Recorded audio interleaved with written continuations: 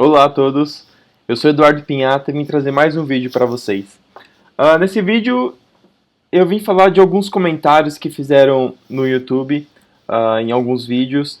Algumas pessoas perguntaram que programa que eu usava, que eu estava usando durante o vídeo. E acho que talvez isso seja um pouquinho de falta de conhecimento do que é a parte de programação. Então eu vou tentar esclarecer isso nesse vídeo e também vou mostrar uma ferramenta legal que vocês podem utilizar no seu navegador para vocês acompanharem algum dos vídeos. Essa ferramenta vai ser utilizada mais para os vídeos em que eu farei em JavaScript do que para Python. Para Python, essa ferramenta não vai funcionar.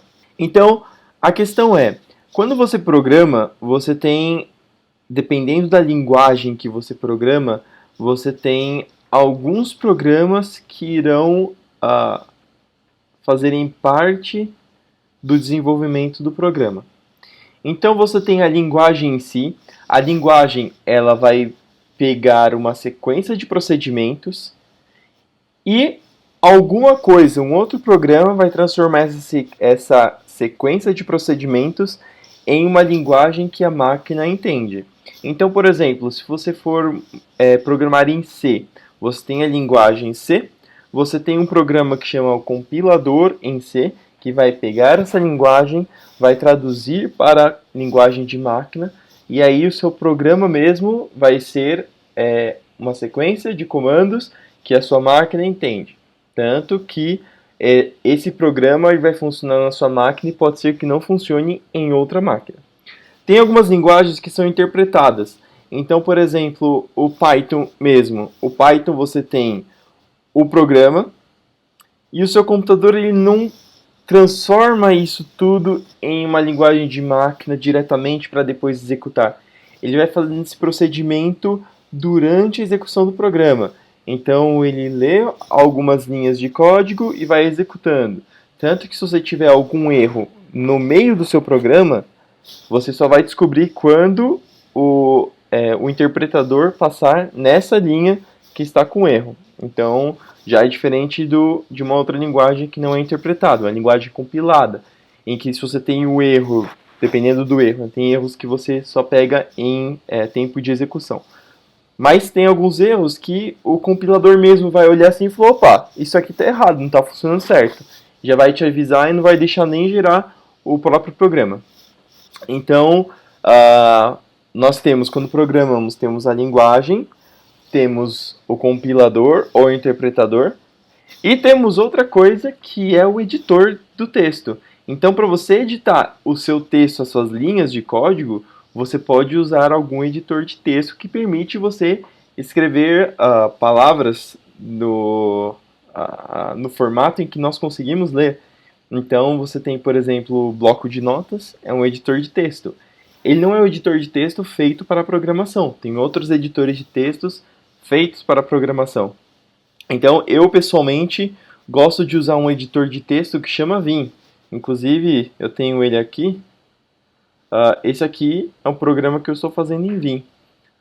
Eu gosto muito do Vim porque, diferentemente dos outros editores de texto, onde se você digitar uma palavra ele já vai aparecendo, todas as teclas elas têm uma função sem ser digitar. Então, eu não estou no modo de edição. Se eu apertar o L, por exemplo, ele vai para a letra do lado. Então, vocês estão vendo o cursor indo para a letra do lado. Se eu apertar o J, ele vai para a linha de baixo. Então, eu não preciso mover a minha mão até as setinhas para me movimentar no texto. Tem outras facilidades, por exemplo, eu quero ir 15 linhas para baixo, digito 15 e aperto J. Então, o meu cursor vai direto para 15 linhas abaixo. Tem algumas facilidades que ajudam a programar um pouquinho melhor. Então, esse é o Vim.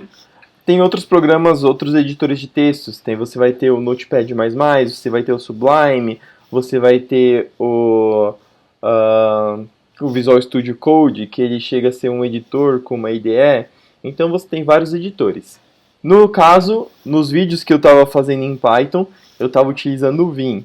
Mas não necessariamente você precisa desse editor de texto. Você pode fazer em outros editores de texto. Nesse caso, Para acabar com essa confusão, quando eu estiver fazendo em JavaScript, eu vou tentar fazer menos quando for um programa um pouco mais complicado, porque aí eu vou precisar de algumas ferramentas a mais. Mas vou apresentar para vocês um programa muito legal, que é esse P5.js. Então, esse P5.js é um framework que foi criado por um grupo de pessoas no projeto chamado... esqueci o nome do projeto. Então, o P5.js é um framework criado por um grupo chamado Processing Foundation. Então, a ideia deles é criar alguma coisa que seja fácil de ensinar a programar. E eu achei bem bacana. Inclusive, eu assisto muitos vídeos de uma pessoa que utiliza bastante esse framework, que é o Daniel Schiffman, do projeto The Coding Train. E aqui você pode entrar em editor. E aqui no próprio editor, ele já vai te levar numa parte em que você vai ter um terminal aqui. E você vai poder rodar o seu código sem precisar instalar nada. Então, você tendo um navegador, você consegue entrar aqui. Então, se eu pegar, por exemplo, e criar um retângulo aqui de 40 por 40. Aliás, na posição 40 40, um retângulo de 50 de lado por 70. Então, se eu der o play aqui, eu vou aparecer o retângulo aqui. Eu posso criar um círculo aqui, um círculo na posição 60, 60, com um raio de 10.